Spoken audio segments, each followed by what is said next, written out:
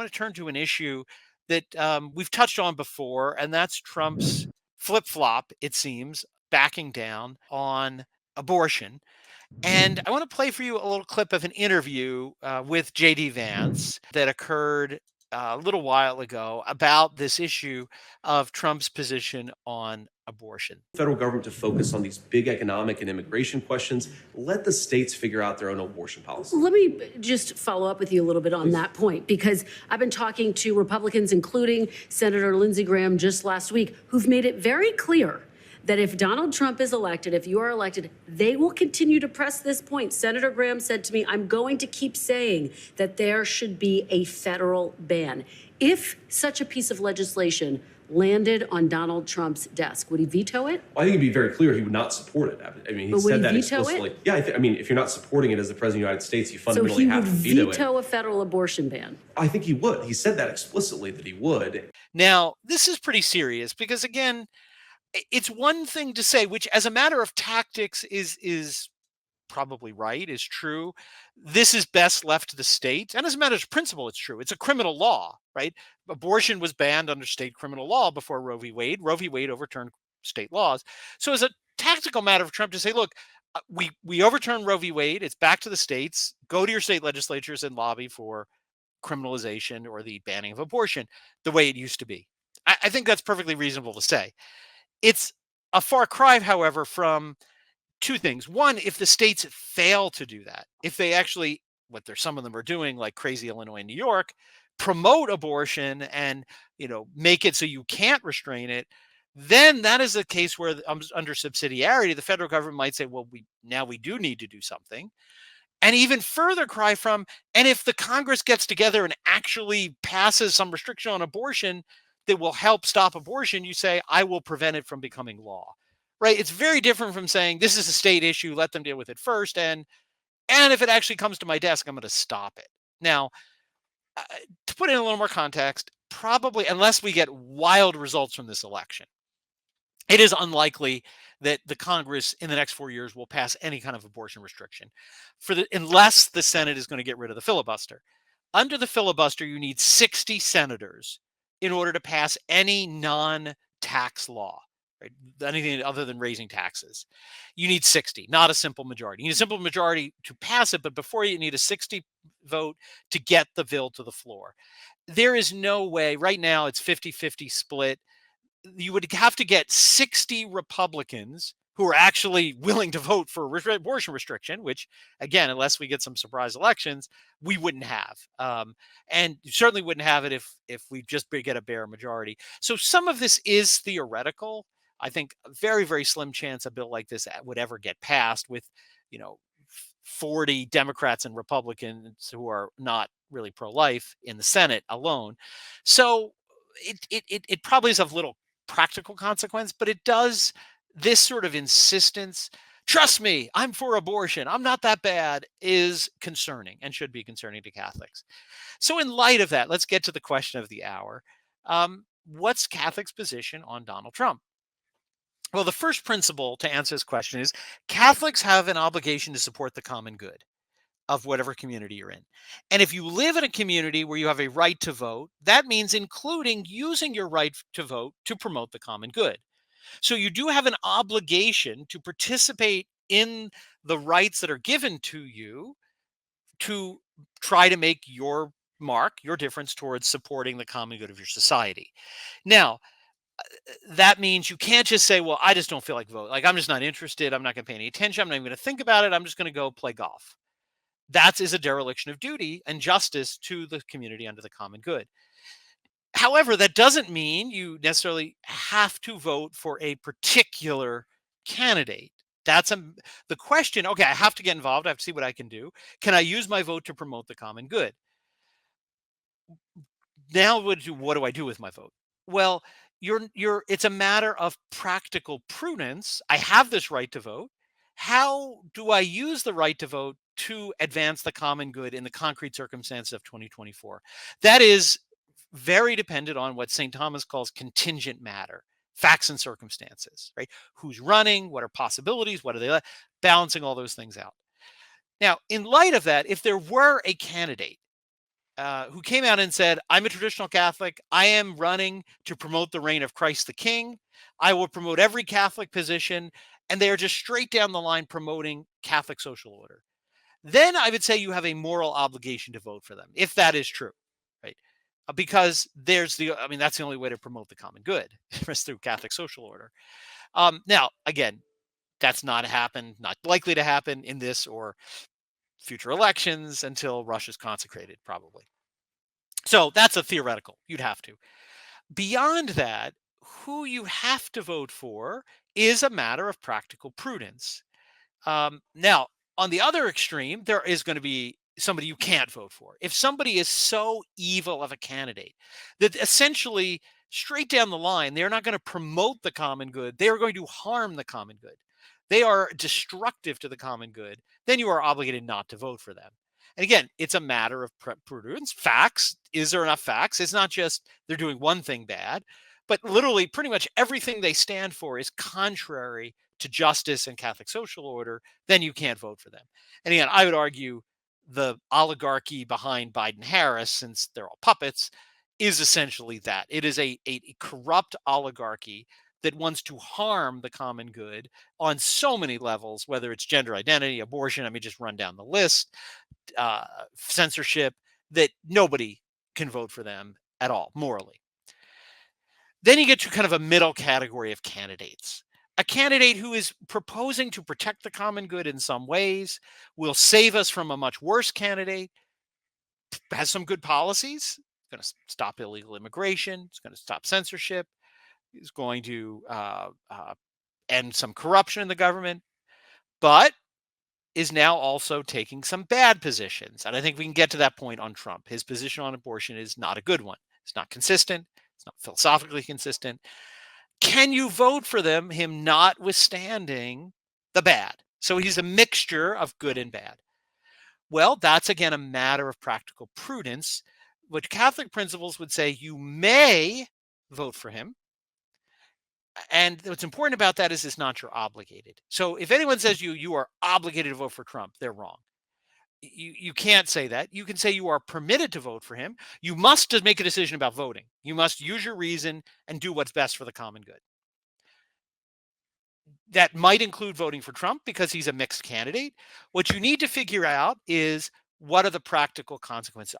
First of all, are you voting for the good things? That obviously is everyone, I think, listening to this show. You're not voting for him because you like abortion. Okay, check. Your intention is, I'm voting for him for the good things he might do. Secondly, the harm he might cause. What is the proportionate harm that he might cause relative to the good he will achieve or is saying he will achieve? And that's where I think what I talked about before is very important. A lot of what he's saying about abortion is unhelpful, bad, wrong, but is probably of little practical merit. Because what he's basically saying is, President, I won't sign a bill. Probably not a practical reality in any event. Now, it is harmful because you're the President of the United States telling people, abortion's not that bad. But I think the harm he can do on abortion is not that great. He certainly doesn't. He's not like Kamala. He's not saying he's going to go around, pouring tons of money into Planned Parenthood. In his last term, he cut funding to them. So he's not going to go around promoting abortion the way they will.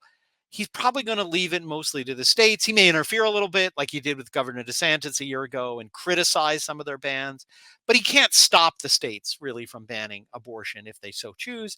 So I think the proportionate harm he can do by his bad abortion policy, in my calculus, is outweighed by the positive that he can do. So I think you're free to vote for him.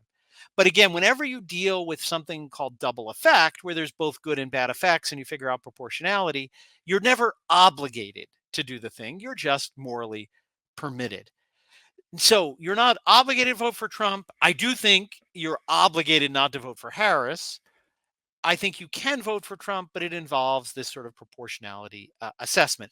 Last point, and then I'll get your thoughts on it.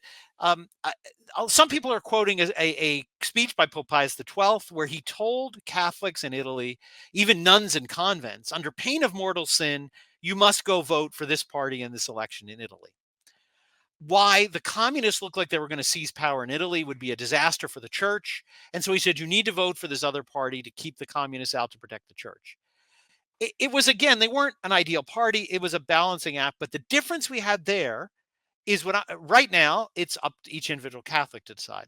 The Pope has the ability, as the head of the church, to make that prudential determination for us. Now, it's not tinged with infallibility, it's a prudential judgment, but he does have the authority as Pope to say, looking at this situation, this is what's best for Catholics in Italy in 1948. So I am obligating you under pain of mortal sin to follow my determination. That is not happening now, right? Pope Pius XII is dead. Pope Francis is not issuing that kind of an order. So people who are analogizing that, you can't. It was a particular determination of Pius XII that I think was legitimate to make. He did. It does not apply to 2024. So anyone says you can't vote for Trump, you must vote for Trump, they're wrong. You are able to. That's my analysis on why I'm going to vote for him, and why I think, notwithstanding these things we're reporting on, it is within the realm of moral possibility. So what do you think? Do you have disagreement with the analysis? Are you going to vote for a third party candidate? No, I agree with your analysis that it is moral to vote for Trump, but you're not obligated. I think I want to stress that. I always get bothered as soon as you see on these outside issues, you have Catholics screaming at each other, you're in a state of mortal sin, you need to go to confession if you don't do this or that. I think that's unhelpful in the realm of politics now. However, I want to look at the real politic aspect of this, because it's important, I think, for us as Catholics. We are our own group. Every other group organizes, every other group looks out for itself. We need to make sure we're doing the same thing. And I think we need to point some things out while also understanding that there is obviously a lesser of two evils here. The first thing I want to point out is that we've seen a realignment on the part of the Trump campaign. We saw this with the selection of J.D. Vance. That's one aspect of it. But we're seeing it in what Trump's words are. A few examples. Firstly, he's changed his rhetoric on immigration. He's now saying we want a lot. He said that we need a lot of legal immigrants coming into this country. That's starkly opposed to what he said in 2016, even 2020. He's, of course, said this on abortion. You can look at his past record to see what he's done with Ron DeSantis and criticizing him for imposing a moderate abortion ban. A similar thing happened after the passing of Roe. The getting rid of Roe. Something happened in Arizona. Kerry Lake, one of his allies, and Trump both criticized the Arizona laws that were being put in place to put restrictions on abortion. So that's something but the worst part of this is, and I can also mention things like having the Log Cabin Republicans, which is an LGBTQ activist group, go over to Mar-a-Lago, etc. This was a major mistake, though. Trump coming out saying, my administration will be good for women's reproductive rights. J.D. Vance making the statement about the federal abortion ban, which would seemingly go down to principle. We saw this with the support of the abortion pill. J.D. Vance put it in the language of he wants Americans to have access to this medicine. Now, as you said, is this practically going to come up? No. However, it's very bad looking at the real practical thing, because I think this makes it so that the pro-life segment of the Republican Party will basically go extinct for the next 8-12 years. The reason for that is because this new establishment that Trump has brought in after the collapse of the establishment in 2016, they're now going to say, if they win this election, hey, we won this election because we were more pro-LGBTQ. We weren't so hard on abortion. That's what people voted for. And so if Trump wins, and this is something people have to be aware of, I'm not telling you not to vote for Trump. I plan on voting for Trump because of some things we're going to talk in this show about with censorship specifically. But people have to recognize that if Trump wins now, because of these bad decisions that were made on the part of his advisors and on his campaign, the pro-life element of the Republican Party, I don't see having a future, at least in the short term. That is concerning, especially after Roe v. Wade went away. That's something people are going to have to consider. We're not going to make much progress from the Republican Party on moral issues, at least in the short term. People need to be aware of that. And look, if somebody said, I'm going to withhold my vote to punish the Republican Party to do that, it's not my position. However, I think it would be crazy to say that person's in a state of mortal sin, because I think there is a prudential aspect to withholding your vote that I could see someone make. It's not my decision. I'm not making that decision on those grounds, but a Catholic, a traditional Catholic, I think could. And so that's what we were saying here. That's my analysis of that. It's complicated. It's stressful. I think everybody needs to get back to principle. We always say that. Return to Catholic principles. That's the important thing to do. Absolutely. I agree with you. Again, if somebody said that I'm not going to vote for Trump for these reasons, I'd say, well, look, that's not my analysis. Here's how I think about it. I don't think you're right. I think my prudential judgment is more correct, but I can never say you're committing a sin by not voting for him. The only place you commit a sin, I just want to come back to, is if you basically say, I don't care. I'm shirking my responsibilities as a member of a community, and whatever happens to the common good, it's not my problem. I'm not even going to pay attention to this. That is a sin of omission in justice. But somebody who's really thought about this, and I care so much about abortion, I can't make this compromise. Clearly not a sin. They've just reached a different prudential judgment in weighing the good and bad. Absolutely right. So, and one other thing to add there, I think this should give some people some hope. There's a lot of people, many people are on the payroll for the Republican Party and the DNC. People have to remember that. A lot of people you'll see talking about this. Well, and this has been going on forever. People will say this is the most important election of your lifetime, and acting like there's going to be some mass catastrophe that will happen. Look, there may be some drastic things that will come into place, but either way, there's still hope. If Trump loses, maybe that's an opportunity. That's God allowing this to happen so that the pro-life vote can still have the pro-life element of the Republican Party can grow in influence. So I think either way, there's still hope. People don't need to stress about this as much as people are. There's always hope for the restoration of Christ the King. People have to keep that mindset. Absolutely.